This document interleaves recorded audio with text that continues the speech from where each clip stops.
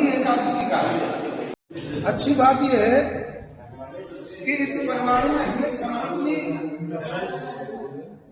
जो दृश्य है उसको देखने को मिलता है कि मार्च में 2 मार्च को मनाने की वजह से वो हमेशा बनी एकादशी को उनका जन्मदिन मनाते हैं।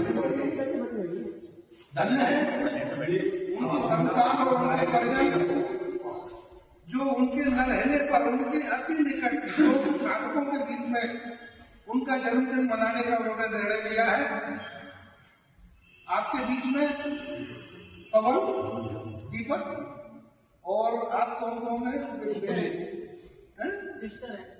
सिस्टर है, बेटी है, मतलब हरिओम जी की बेटी है, हमारे बीच में उपस्थित है। इन्होंने ये निर्णय लिया है कि हमारे बीच में उपस्थित रहकर उनके जन्मदिन को श्री हनुमान चालीसा पाठ करके मनाएंगे। तो ऐसी संतान को क्या कहूं, अगर हरिओम जी वहां कहीं से भी देख रहे होंगे तो वो अपने आप को धन्य समझ रहे होंगे।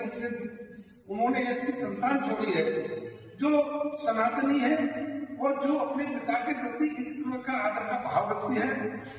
बहुत बहुत धन्यवाद। अभी योग की बजाय हनुमान चालीसा पाठ होगा, ठीक है?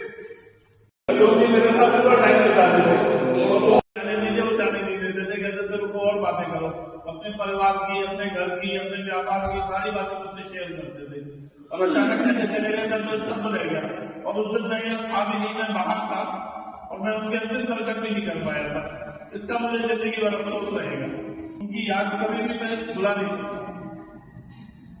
लेकिन आज मैं अपनी बेटियों को एक लफ्ज कहना चाहूंगा, बेटा तुम रोज ही वो हमेशा हंसते रहते थे, हर हाल में मुस्कुराते थे। कितनी भी परेशानियां थी, तुम्हें रोता हुआ देख करके मुझे अच्छा नहीं लग रहा है। तुम भी मेरी लक्ष्य हो, लेकिन तुम लोग भी रो रही, मैंने अपनी जिंदगी में हंसते हुए देखा है, तुम्हें भी मैं चाहूंगा कि तुम भी हंसती रहो। जब तक वो नहीं आते थे, कभी देर से आते थे हमेशा, जब तक नहीं आते थे हमें लगता था, मैं खासतौर से नरेश जी कभी हरिओम जी नहीं आए। सब लोग योग में व्यस्त रहते थे, लेकिन हम उन्हीं में व्यस्त रहते थे। मतलब इतने हमारे निकट होते थे कि बिना उनके मंगलवार को, बिना उनके ऐसा रहता था जैसे कहीं भी जब वो आते थे प्रसाद उन्हीं के द्वारा वितरण होता था, पुस्तकें उन्हीं के द्वारा वितरण होती थी। इतने सहभागी थे हमारे लक्ष्य का। बिना ऐसा कोई व्यक्ति नहीं हुआ जो उनको मन से याद नहीं करता।